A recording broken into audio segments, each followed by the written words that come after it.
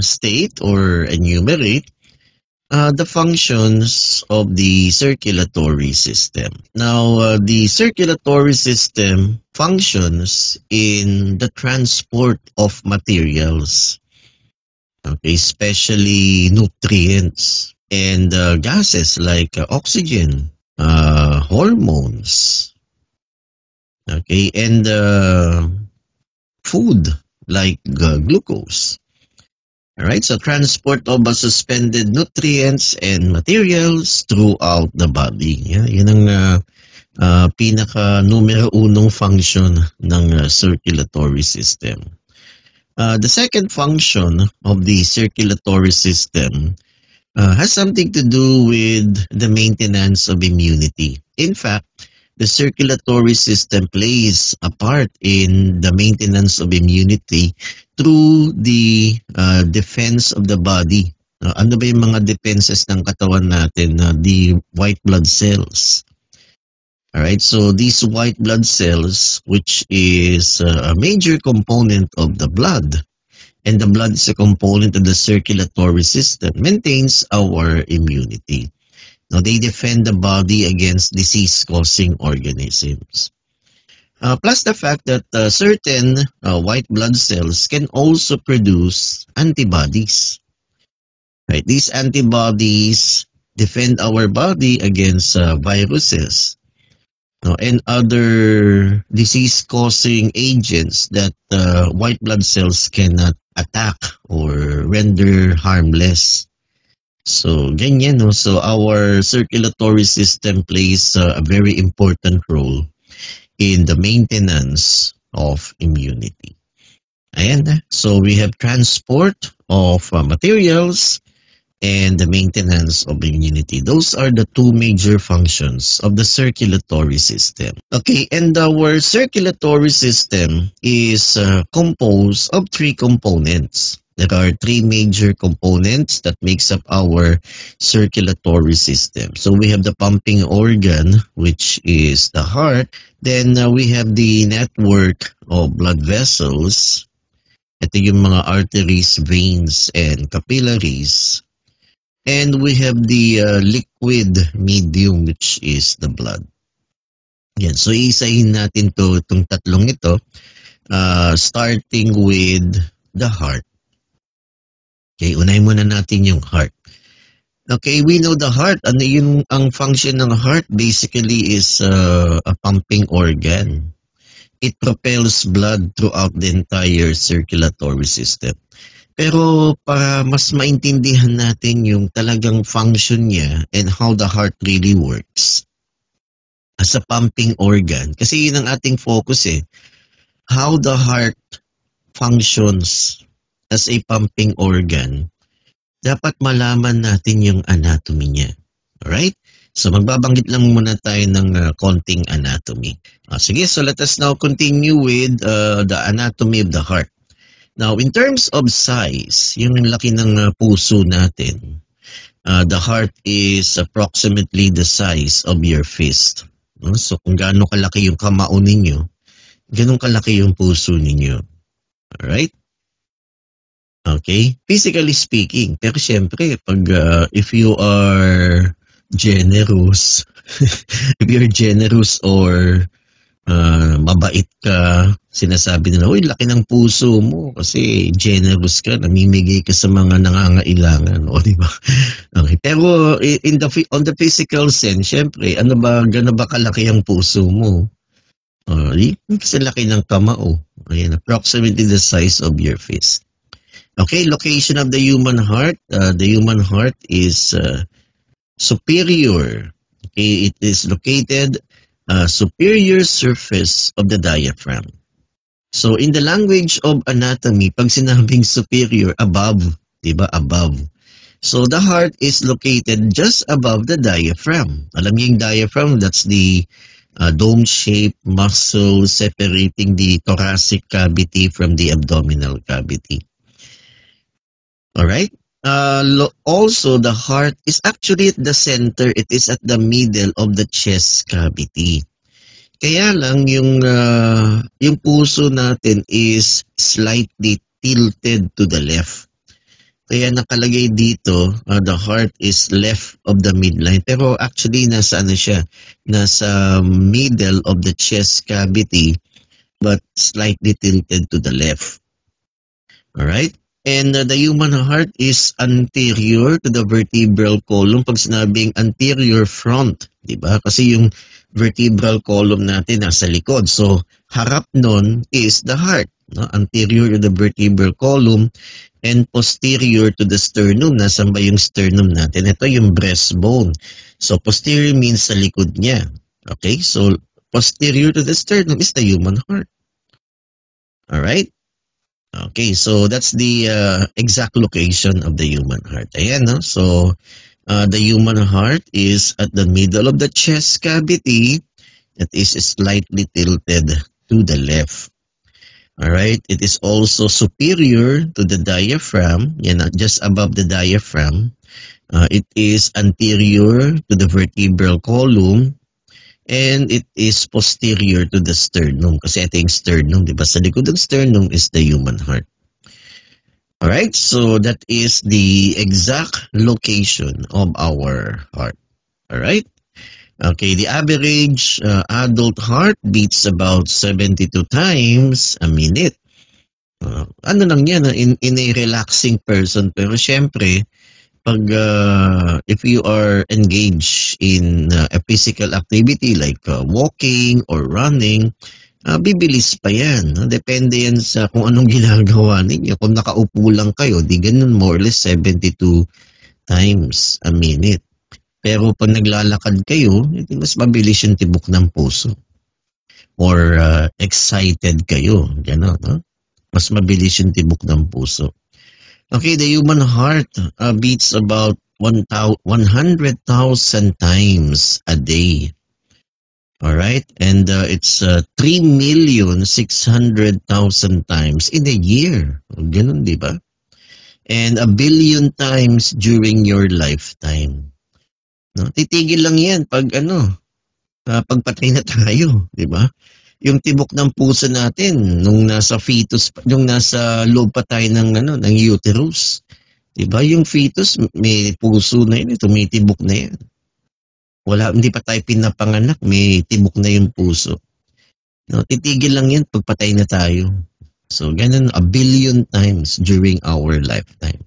Let us now go into the details of the anatomy. So, the heart is protected by a membrane.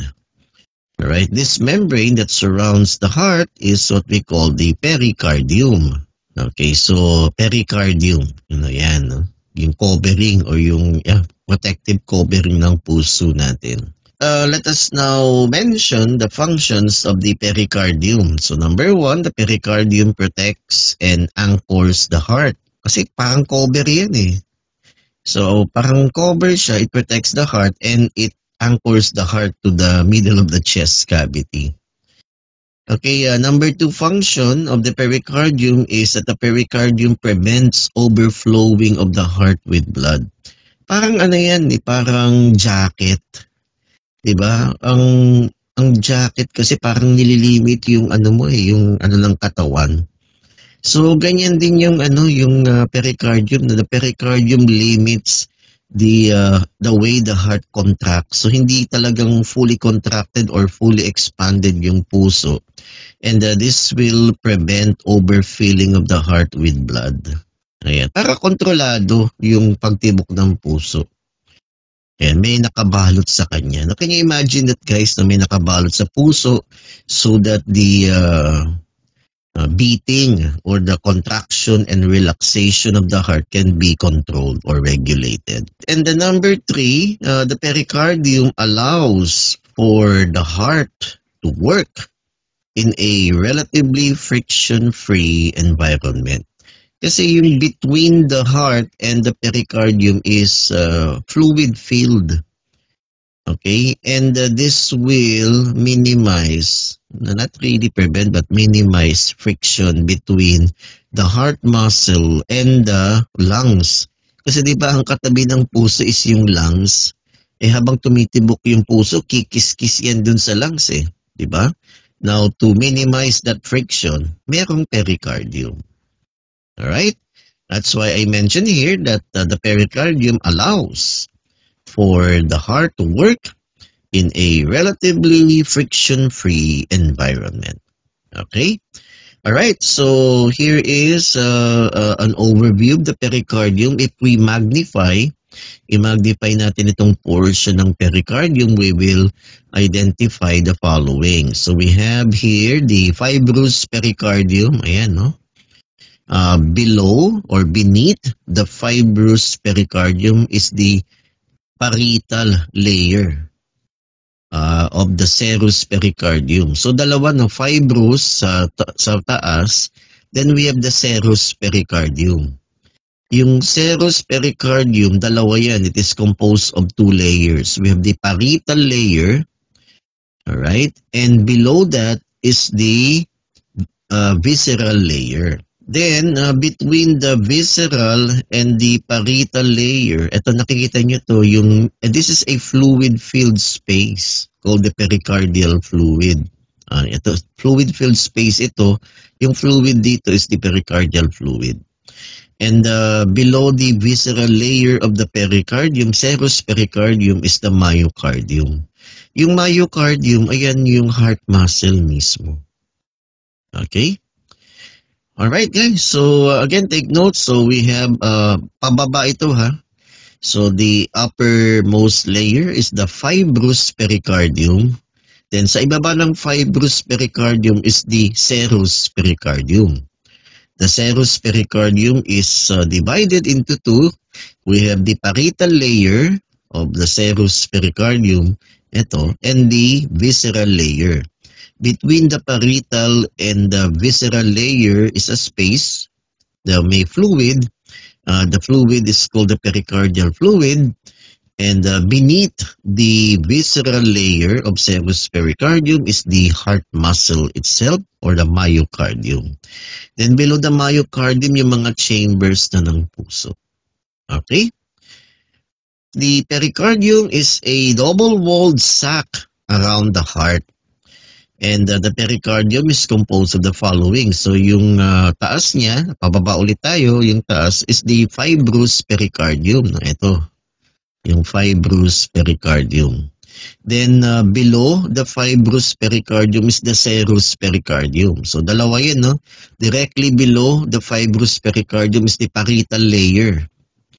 And the parietal layer lines the internal surface of the fibrous pericardium. So directly below the fibrous pericardium. Then we have the visceral layer or the epicardium. Ayan, ito yung visceral layer or epicardium that lines the surface of the heart. No? Ito na yung pinaka-heart mismo kasi yung sa baba niyan is the myocardium na. Alright, so the visceral and the parietal layer is separated by a cavity. Ito, may cavity between the parietal and the serous pericardium. There is a cavity called the pericardial cavity that is filled with fluid. Now, the fluid is called the pericardial fluid. So, ayan, again, we have here a second version of that first diagram or illustration. Ito, no? So, sa taas is the fibrous pericardium.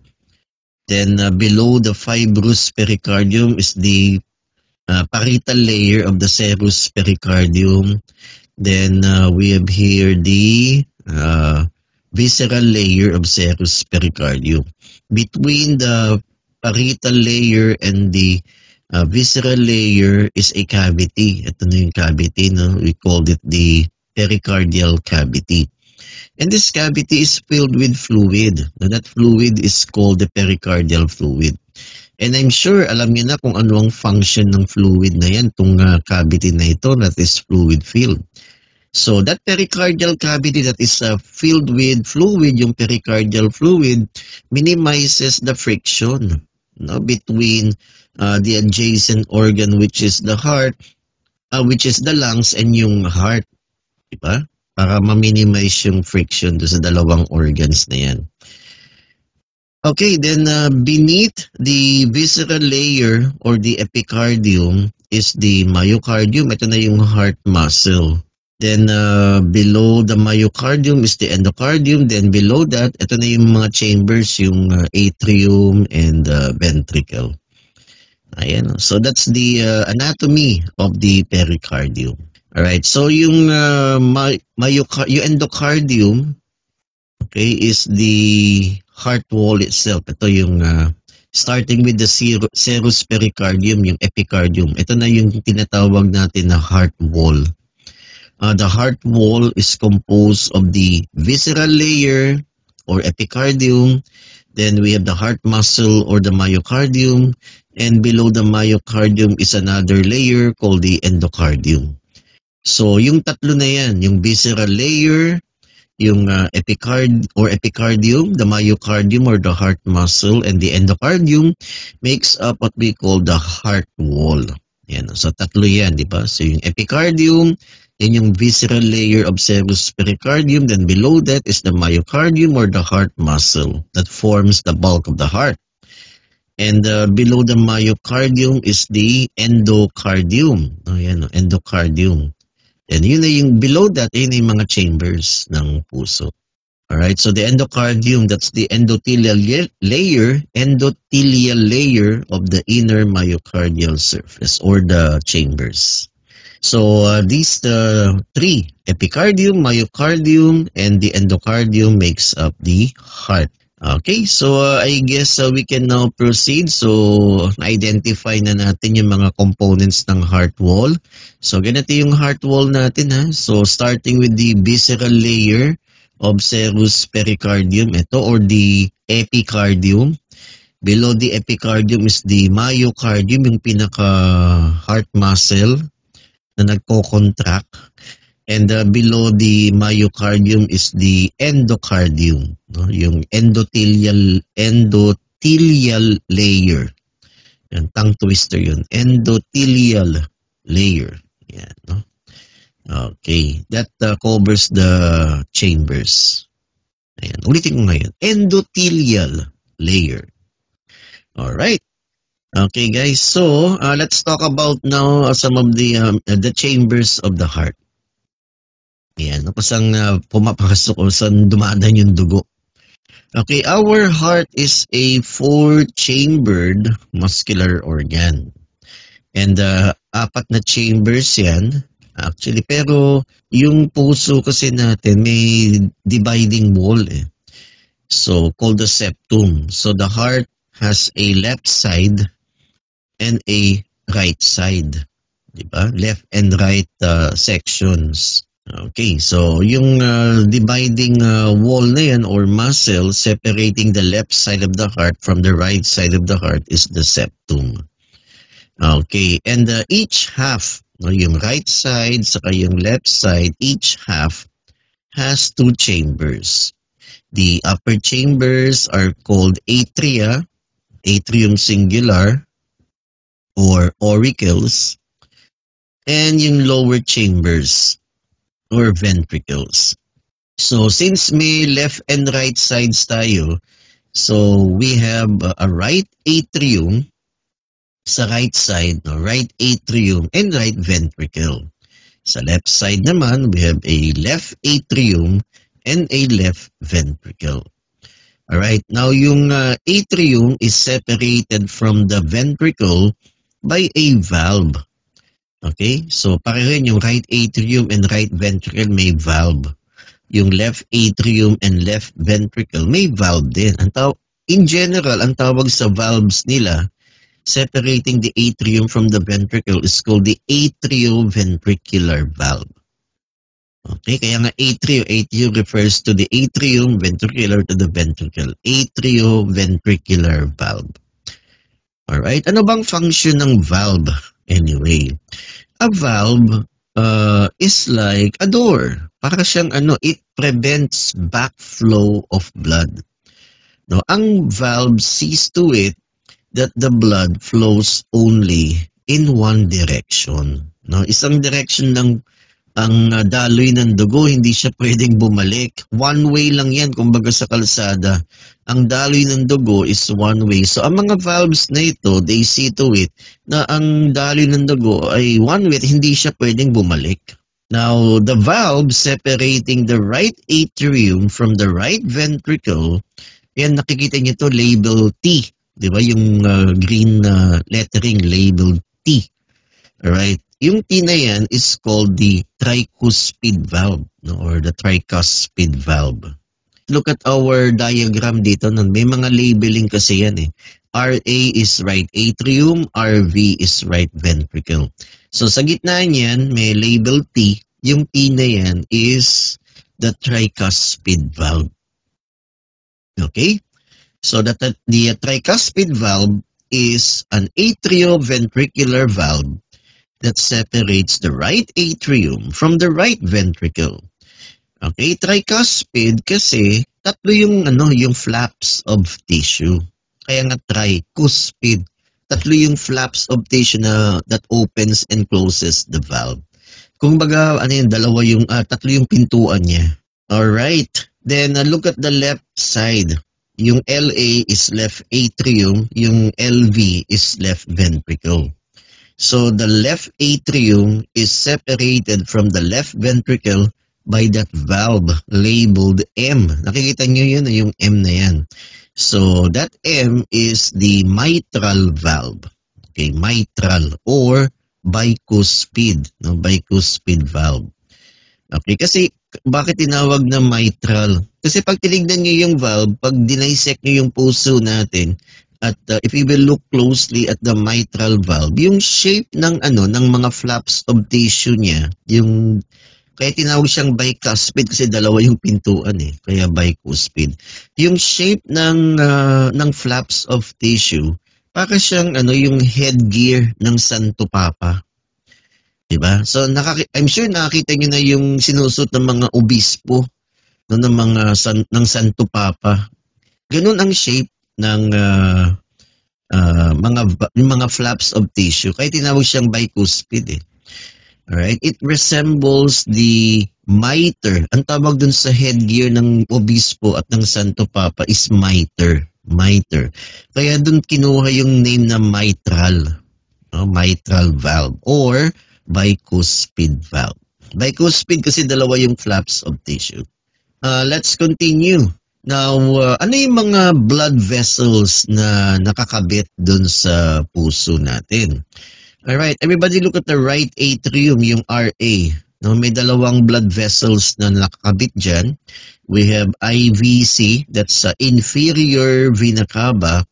Sa taas niyan is SVC or superior vena cava.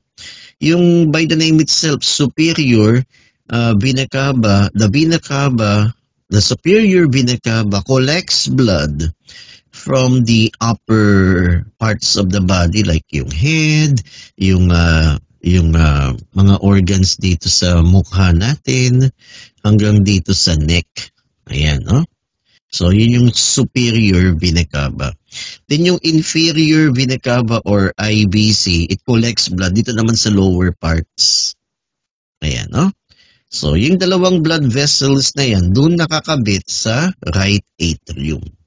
Okay, then yung puso natin nakakabit din sa lungs through tong dalawang blood vessels na to, no? Or what we call the PA or pulmonary artery. Dalawa yan, pulmonary artery and may PV, pulmonary vein. Yung pulmonary vein nakakabit sa left atrium.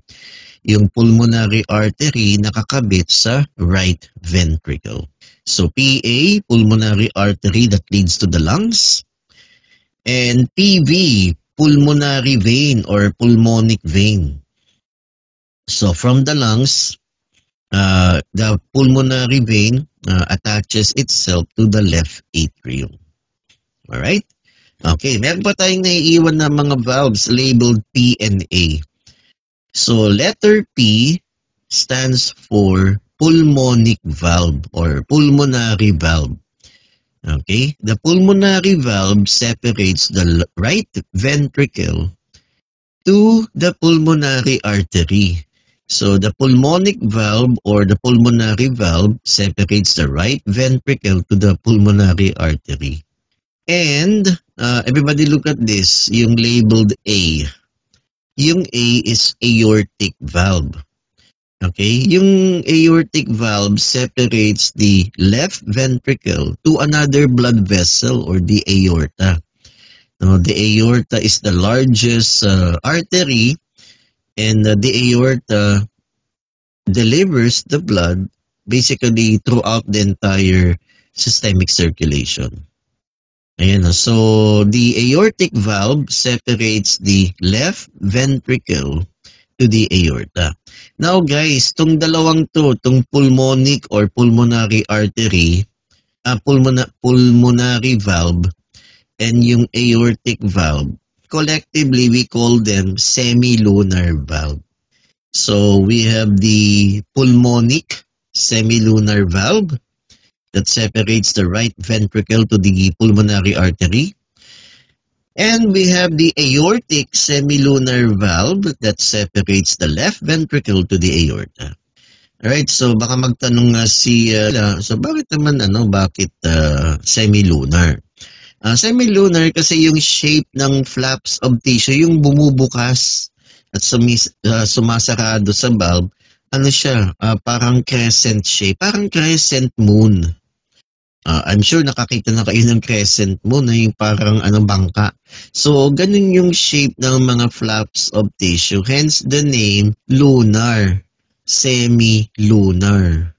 Alright, so those are the chambers, the valves, and the blood vessels attached to the human heart. Ayan, so sana na-identify natin yan lahat, no? We have this diagram, an animated GIF of the heart that is color-coded. So yung blue area that represents deoxygenated blood, no? And yung red that represents blood rich in oxygen. So kung mapapansin nyo guys dito, yung right side of the heart pumps blood rich in carbon dioxide para i-deliver sa lungs for exhalation. Kasi carbon dioxide is a waste gas. Then yung oxygen, pinapump yan ng left side of the heart. Now, the left side of the heart pumps the blood rich in oxygen to all the cells of the body kung saan kailangan. Alright? And if you will notice yung atrium, ito diba, yung upper chamber, sila yung tumatanggap ng dugo. Now, like ito yung sa right atrium. The right atrium receives blood to both superior and inferior vena cava. Na, diba? Yan, ganun din dito sa left atrium. The left atrium receives blood from the lungs kasi nakakabit sa kanya yung pulmonary vein. No? Alright, while the ventricle pumps blood out. O, tingnan niyo yung right ventricle. Ito, yung right ventricle pumps the blood out to the lungs, papunta sa lungs. While dito naman sa left side, the left ventricle pumps blood rich in oxygen to the aorta. Then papunta na yan sa different body systems. So the atrium receives blood while the ventricles pumps blood out. So I hope clear yan yung left side saka yung right side ng heart, saka yung function ng atrium and ventricles. Alright, and let's talk about now the thickness of the myocardium, yung heart muscle.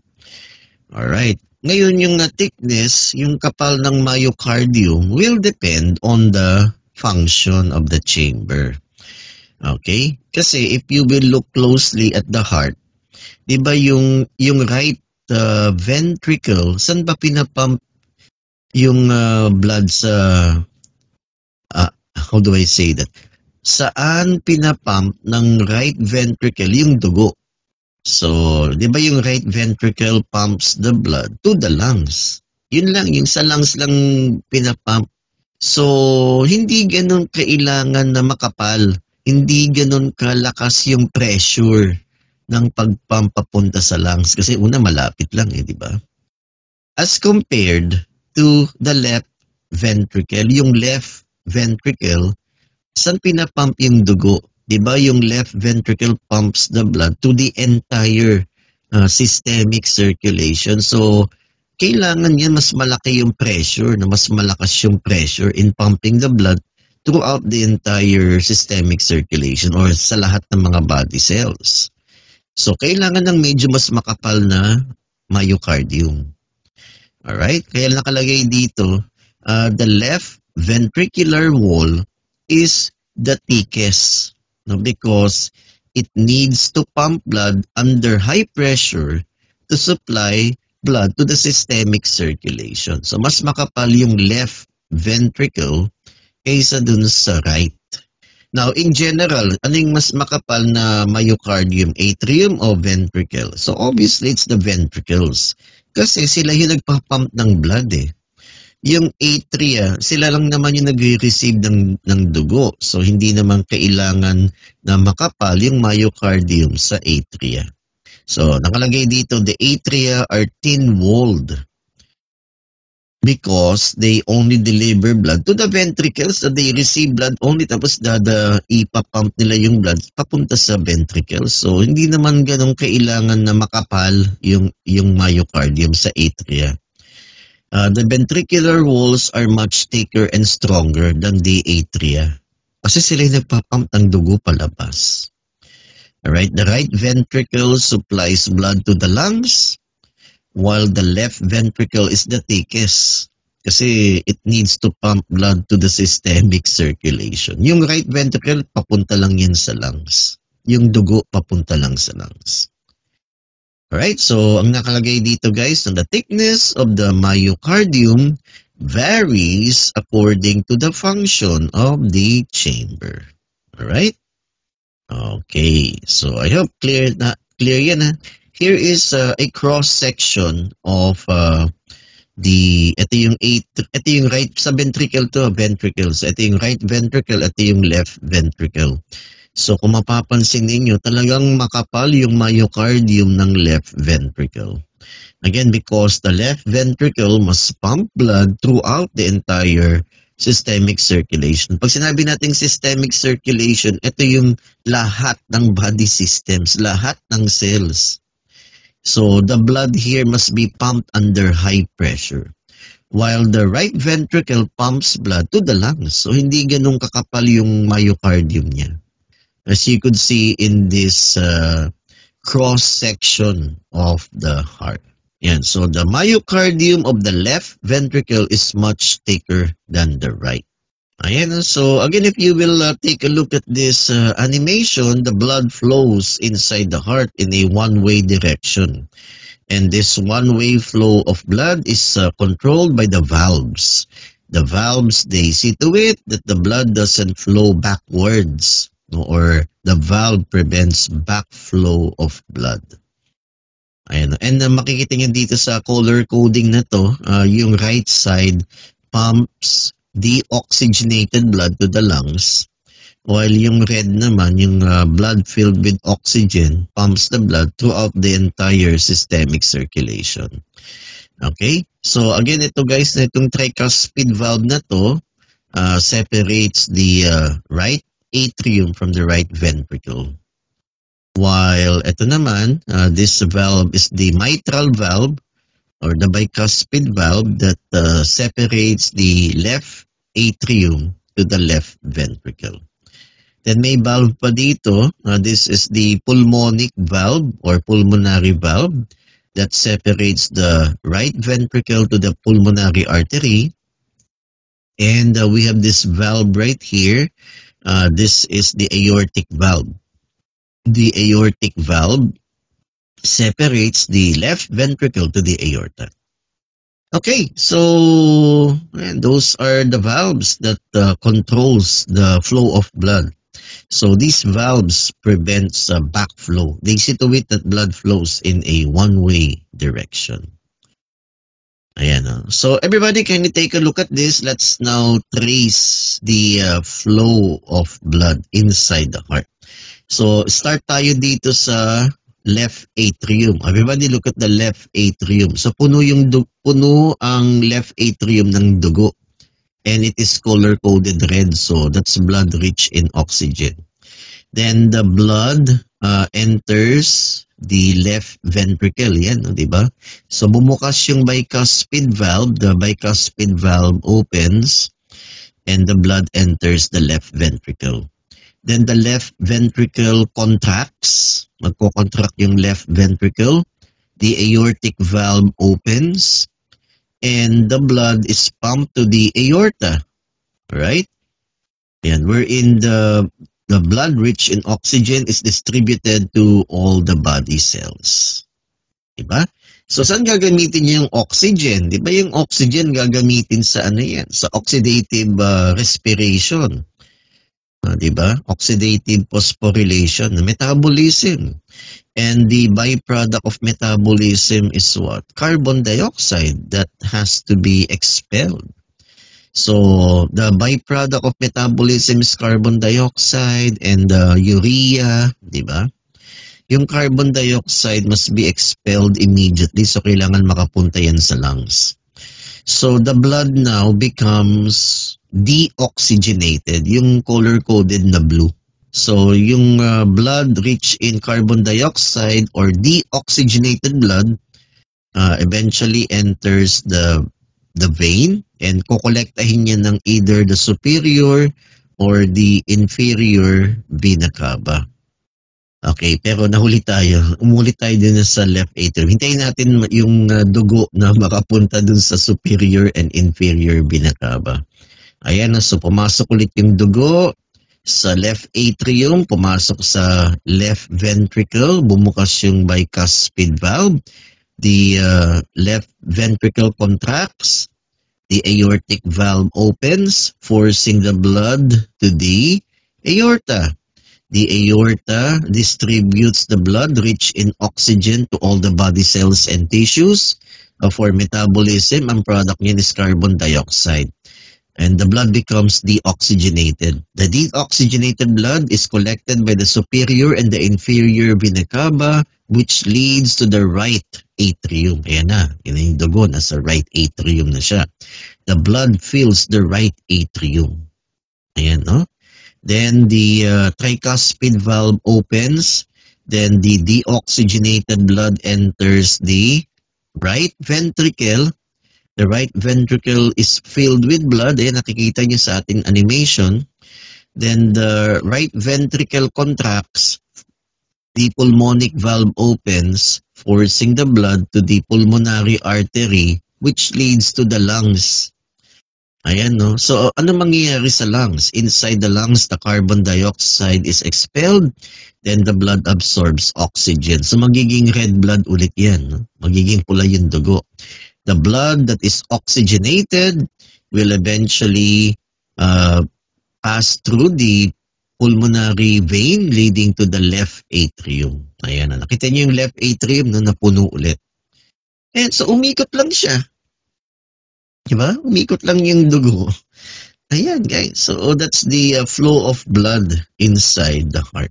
Alright, so moving on, ayan, no? So, ito yung pathway ng dugo. Ulitin natin, guys. Very important tong pathway ng dugo sa puso. Okay, so umpisahan naman natin sa right atrium. So, yung right atrium, yung right side, pumps blood rich in carbon dioxide. Tandaan yan, ha?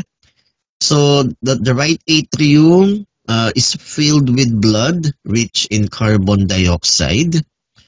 Then the blood passes through the tricuspid valve. The tricuspid valve opens, bubukas yung tricuspid valve, and the blood enters the right ventricle. Ayan, no? Then the right ventricle contracts, magko-contract yung right ventricle, and the blood is forced through the pulmonary semilunar valve, no, yung pulmonic valve. Then eventually the blood rich in carbon dioxide enters the pulmonary arteries, maghahati yan left and right, which leads to the left and right lungs. Alright? Then what happens now inside the lungs? Inside the lungs, the blood expels carbon dioxide. And the blood, yung mga red blood cells, absorbs oxygen, making the blood oxygenated, yung pula, yung pulang dugo. Alright? So the blood now becomes oxygenated. So rich in oxygen na yung dugo. Then the oxygen-rich blood now enters the pulmonary vein. Okay, the pulmonary vein is connected to the left atrium. Ayan, no? So lungs papunta sa pulmonary veins leading to the left atrium. The left atrium is filled with blood and the bicuspid valve opens so that the blood enters the left ventricle.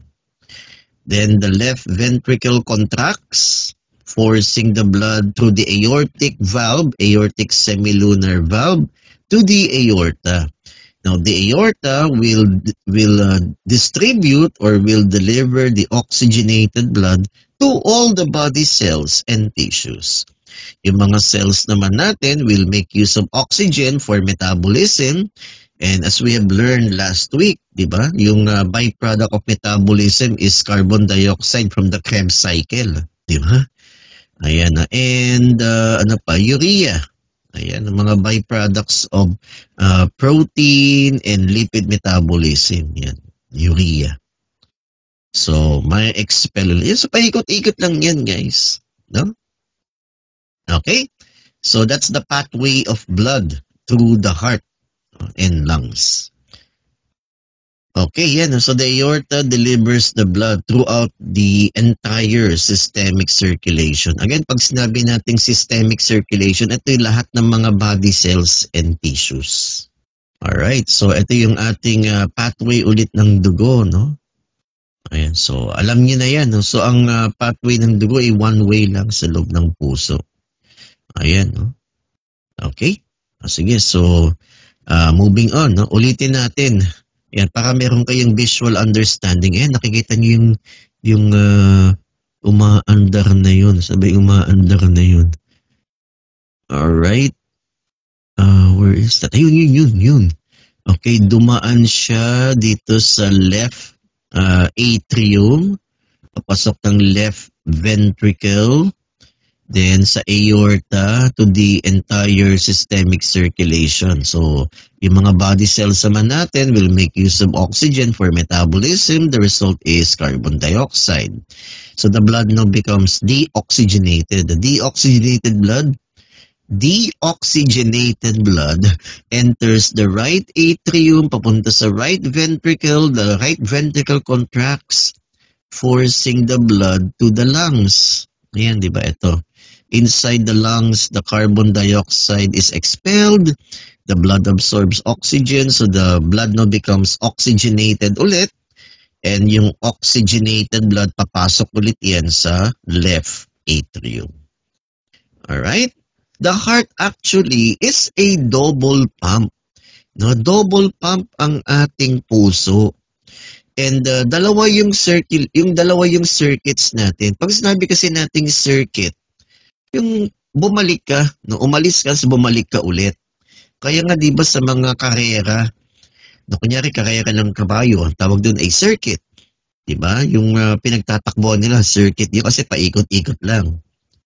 Okay, or sa racetrack, yung racetrack is also a circuit. Kasi paikot-ikot lang yung mga kotse. Alright?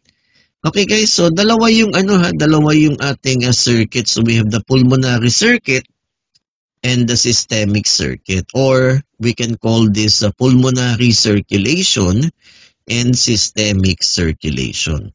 So ang pulmonary circulation, dito muna tayo sa pulmonary circulation. The pulmonary circulation begins here at the pulmonary arteries, actually dito sa right side ng puso. So right atrium, right ventricle, okay, papunta yan sa pulmonary artery leading to the lungs. So what happens inside the lungs? Inside the lungs, the carbon dioxide is expelled. May gas exchange inside the lungs.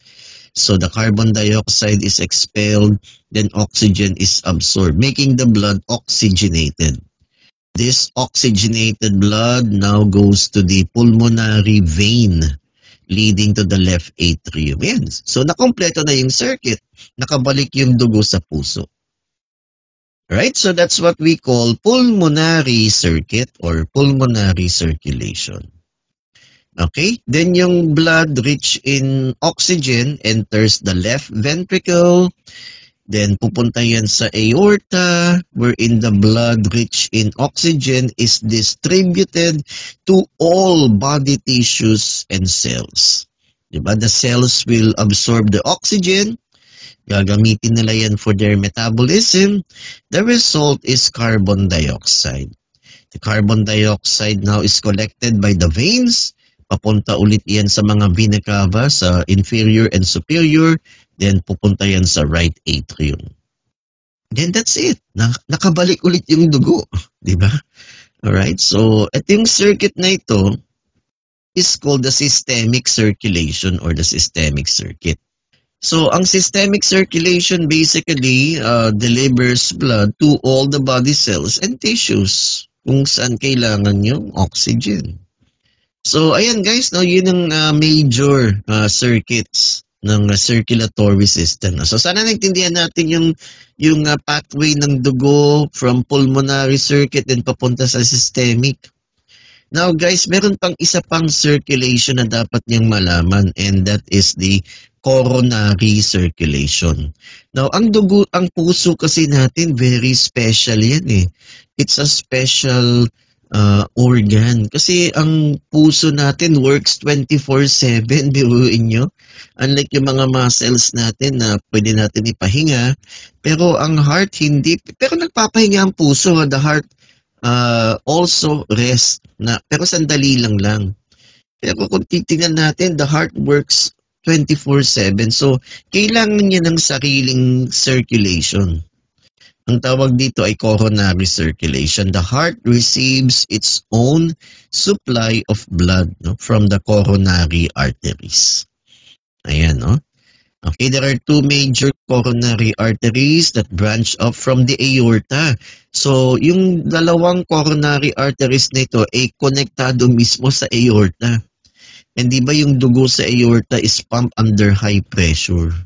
Alright, so these arteries and their branches supply all the parts of the heart muscle. Siyempre, ang heart muscle, matakaw yan sa oxygen. So, the heart muscle must be supplied with blood. Now guys, ang coronary arteries kasi, may tendency kasi na mabara ng fatty deposits, yung mga coronary arteries. Pag nabara yan, then hindi masusuplayan ng dugo yung mga certain sections ng heart muscle. The result, mamamatay yung heart muscle na yan. The result is myocardial infarction. Or in layman's term, heart attack. Di ba? Ayan. So, yeah, anyway, we will discuss yung mga diseases related to the circulatory system. Ayan, so dalawa yung we have the right coronary artery and the left coronary artery na it is directly connected to the aorta. Then magba-branch off na lang yan so that the coronary blood vessels can supply the heart muscle with blood that is rich in oxygen. So we have the pulmonary circuit, we have the systemic circuit, and ito we have a special circuit called the coronary circuit or the coronary circulation. So guys, ito yung general flow ng dugo, no? Ayan, so magsimula ulit tayo dito. I hope you will bear with me yung ikot ng dugo. Ayan, so the blood enters just follow my cursor. Ito yung right atrium, right ventricle, pupuntin sa pulmonary artery leading to the lungs.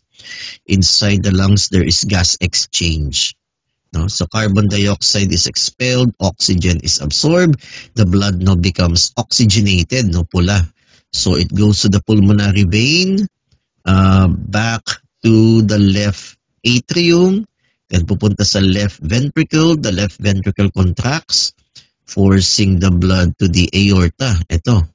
So the blood is pumped under high pressure dito sa aorta kasi ang aorta dadalhin niya yung dugo sa lahat ng organs sa systemic circulation. Dadaan yan sa liver, dadaan yan sa bituka, dadaan din yan sa kidneys. So if you will look closely guys, yung aorta mismo, the aorta is directly connected to the following organs: the liver, meron dito sa intestines, okay, through the mesenteric artery. Ito naman, the aorta is connected to the hepatic artery leading to the liver. Then yung kidneys is connected to the aorta via the renal artery and other organs, no, 'di ba? Kaya ang dugo sa kidneys is pumped under high pressure. So sa liver naman, alam natin yung function ng liver. Alright? Ang liver is a filter. Parang filter yan. It detoxifies the blood kung may mga toxins sa dugo. No? So the liver filter out the blood, then yung filtered blood pupunta yan sa hepatic vein back to the heart. Ang gut naman natin, di ba may mga toxins din dyan. So dadaan yan through another type of vein called the hepatic portal vein, pupunta sa liver para ma-detoxify, matanggalan ng toxins yung mga nandito sa bituka, tatanggalin ng liver, babalik yan sa hepatic vein back to the heart. So napaka-importante talaga is ng liver. The liver filters out toxins. Dinidetoxify niya yung ating dugo. So napaka-importante talaga ng liver. Kaya dapat alagaan natin yung liver, maging liver lover tayo. Right? Okay, let's talk about now the physiology. So nagbanggit na ako ng konting anatomy. Let us now study the physiology of the heart.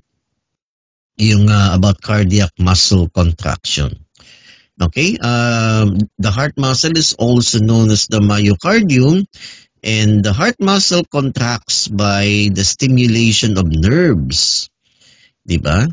Sa yan, directly sa medulla oblongata. And it is self-excitable. Meron siyang though ang contraction ng puso is controlled by the medulla oblongata. Okay? So meron din siyang meron siyang sarili, may backup may backup generator, kumbaga, no? Self-excitable. All right? So parang ganito 'yan. Ang puso natin meron din siyang power generating system na independent sa utak. Okay, the cardiac muscle contraction is similar to the skeletal muscle contraction. So, di ba ang skeletal muscle contraction mabilis? Mabilis siya. Okay, so ito yung sequence of excitation ng ating puso. Now, in the heart, there is a component or a part called the sinoatrial node. Okay, so saan nakalagay yung sinoatrial node? So, nandito siya. Okay, nasa atrium, nasa right atrium ng puso natin. Alright? Ayan, nasa right, ito, sinoatrial node, nasa right atrium. Okay, ano bang ginagawa ng sinoatrial node? The sinoatrial node is a specialized myocardial structure that initiates the electrical impulses to stimulate contraction. Though this is controlled by the autonomic nervous system sa ating brain, meron siyang sarili. No? Ang puso natin meron siyang sariling, kumbaga, generator that produces electrical impulses para ma-stimulate yung heart muscle to contract. Ito yung sinoatrial node or SA node. The SA node is also known as the pacemaker of the heart kasi siya yung nag-transmit ng electrical impulses to stimulate myocardial contraction. No? Alright, so it sends out electrical impulses, the upper chambers of the heart contract. So, pag nag-send ng electrical impulses ang sinoatrial node, ano yung magko-contract? Yung atria, yung dalawa, yung right atrium and yung left atrium. Okay, guys? Alright. Now, to continue. Now, paano naman nagko-contract yung mga ventricles na yan? Now, meron din siyang sarili, no? Ito yung tinatawag na atrioventricular node. Okay, saan nakalocate tong atrioventricular node? Okay, nandito siya sa, ito, nakakabit siya sa right ventricle ulit. No? Dito yan. Ito yung atrioventricular node. Alright, so ano bang ginagawa ng AV node? Alright, so the inherent physiological function of the AV node is to delay cardiac impulse propagation between the atria and the ventricles. Its function as a backup pacemaker. So ang main pacemaker is the sinoatrial node. Ang AV node or the atrioventricular node is a backup pacemaker. Now, in the setting of the sinoatrial node, dysfunction or advanced atrioventricular block. Okay, so tingnan muna natin yung anatomy ha. So itong sinoatrial node, tuloy-tuloy yan dito sa loob ng septum. Diba? Ito yung septum. So the atrioventricular node is continuous with the so-called bundle of His na nasa loob ng septum. Ito yung bundle of His or yung atrioventricular bundle. Then maghahati yan, it will split into two, papunta sa right and left ventricle. So yun ang tinatawag natin na Purkinje fibers. So yung atrioventricular node or AV node is continuous with the atrioventricular bundle or bundle of His that is embedded in the septum. Then, pagdating dito sa apex ng heart, sa may ventricles, maghahati yan. It will split into the Purkinje fibers, one going to the left ventricle, the other going to the right ventricle. Para ma-innervate or ma-stimulate yung mga ventricles. Okay? So, how does this work? Diba? Ang sinabi natin kanina, ang AV node delays the cardiac impulse propagation. So, parang ganito. Yan. Everybody, can you take a look at this? So, yung look at the sinoatrial node. Siya yung nag-generate ng electrical impulse. So, pag nag-generate siya ng electrical impulse, yung atria ang magko-contract. Okay? Then, the impulse is then received by the AV node. Pero ide-delay niya yung pag-transmit ng signal. No, ide-delay niya ng konti. Then the signal goes to the bundle of His. Na nakikita niyo na pupunta yan sa bundle of His, pupunta yan sa Purkinje fibers, yung ventricles are innervated, then the ventricles contract. So kung mapapansin niyo guys, unang magko-contract yung atria, no, bago yung ventricles. Kasi dine-delay ng AV node yung pag-transmit ng signal. Ihintayin muna niya na mag-relax yung atrium bago niya i-transmit yung signal para yung ventricles naman yung magko-contract. Alright?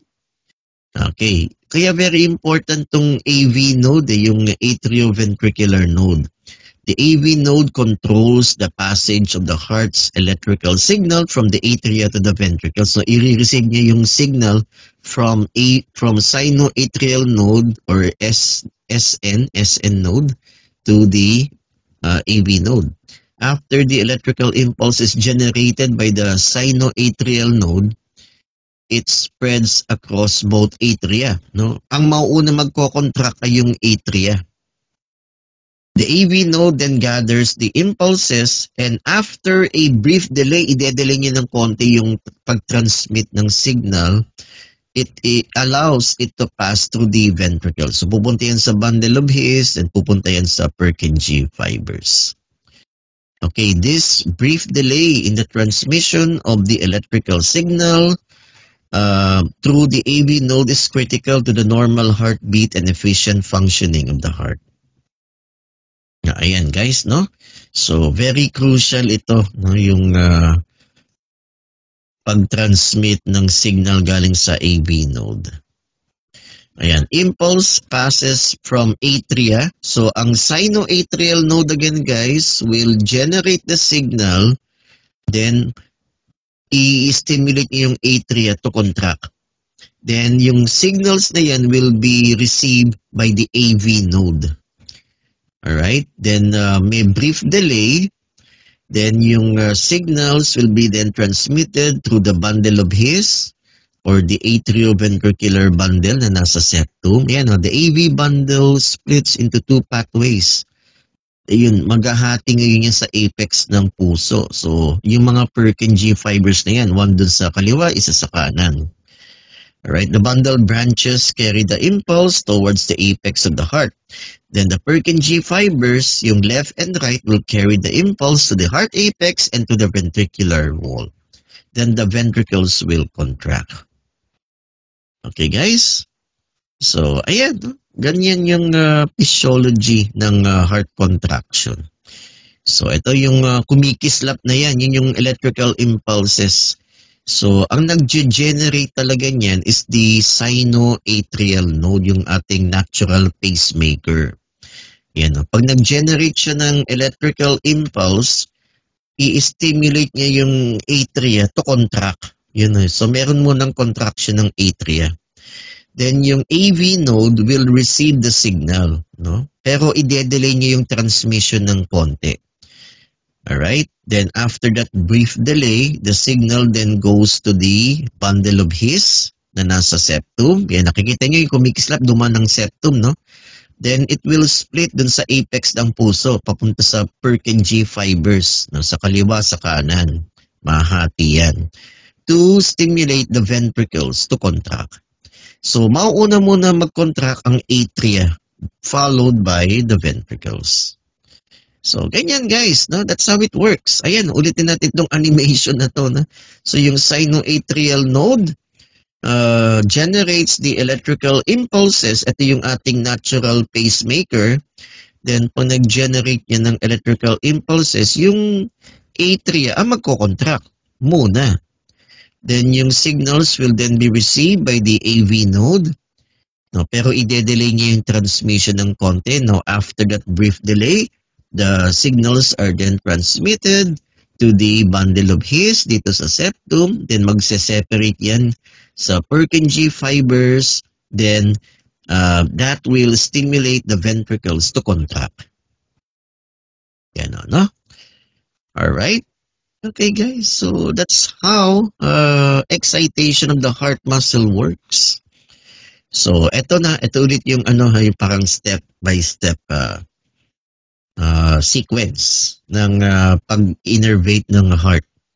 So yan, SA node generates impulses. Yan, atrial excitation begins. Ibig sabihin yan, pag na-produce na yung signals na yan galing sa SA node, magko-contract yung atrium. Alright? Okay, then the signals will then be received by the AV node. Then after that slight delay, i-delay niya yung signals. Then the signals goes to the bundle of His. Yeah, then pupunta yan sa Purkinje fibers. Then the Purkinje fibers will stimulate the ventricles to contract. So ventricular excitation is completed. And madedetect yan sa ECG machine kasi yan electricity yan, di ba? Electricity yan that can be detected by the electrodes of the electrocardiogram. Pag-usapan muna natin itong mga blood vessels.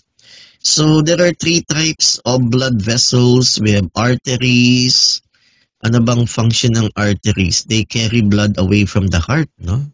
Arteries, they deliver blood away from the heart. Tandaan yan, ha? And generally, arteries, they carry oxygenated blood.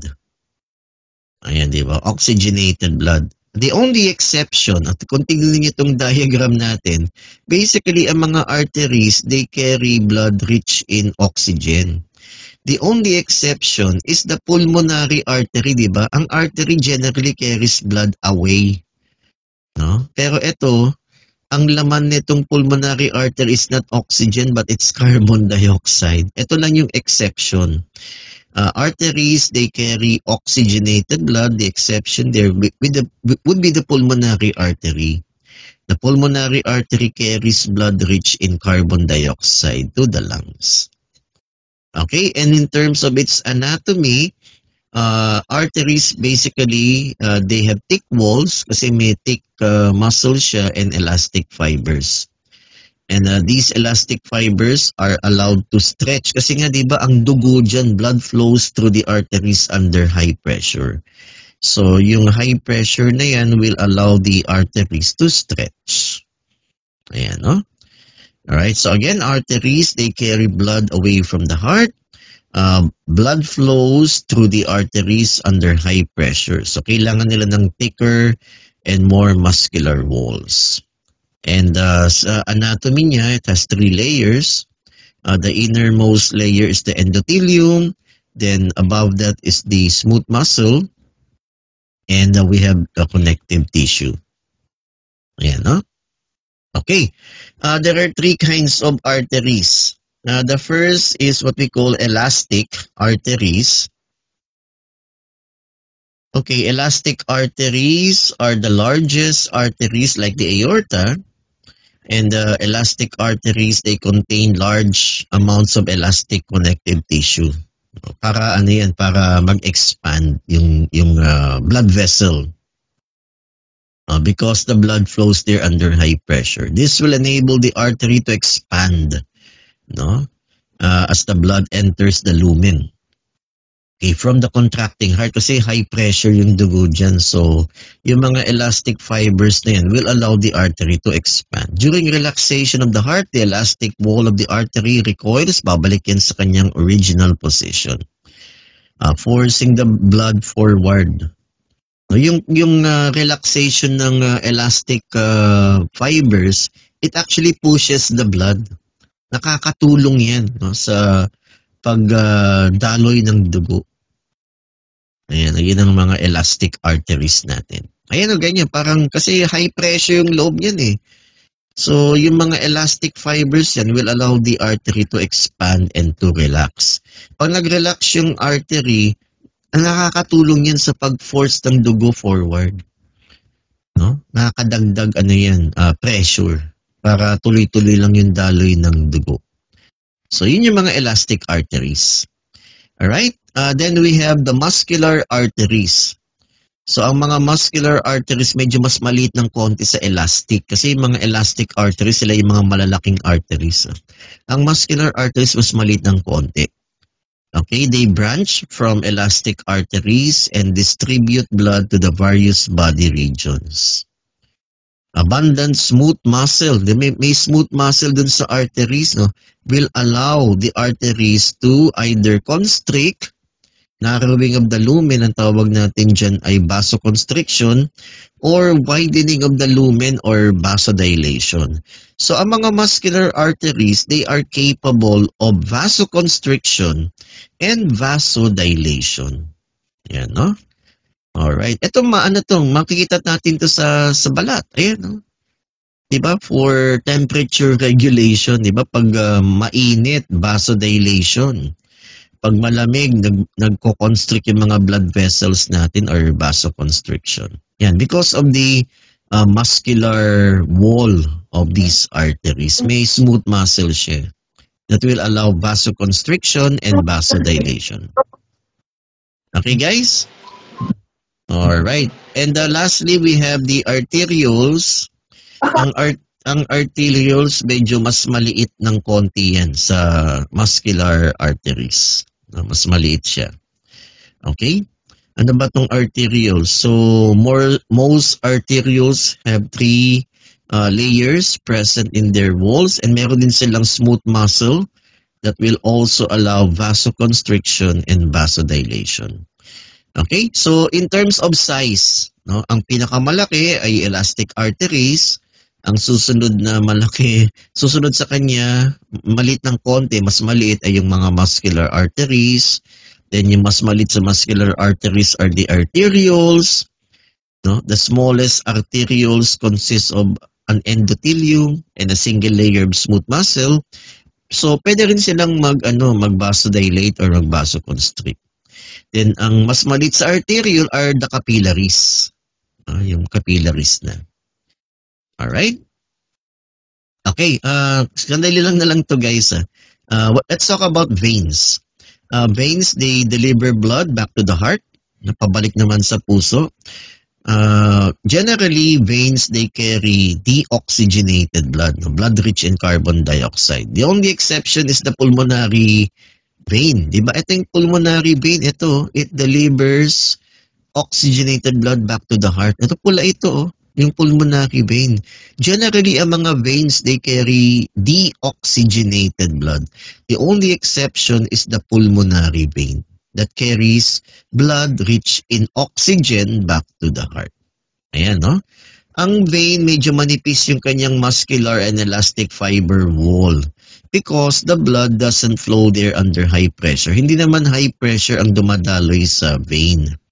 And ang veins may valves, no? Meron silang valves that prevents backflow of blood.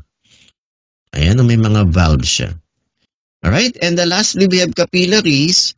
Ang capillaries manipis, no? They have a wall that is only one cell thick, no? Napakanipis ng capillaries. These are microscopic blood vessels and manipis yan so that they will allow exchange. No? There is exchange of materials between the blood and the body cells. And the exchange of materials between the blood and the body can only occur through the capillaries. They are points of exchange between the blood and the surrounding tissues. Ayan, no? So kagaya nito, no? So may exchange of materials. Ayan, no? Okay, so there, guys.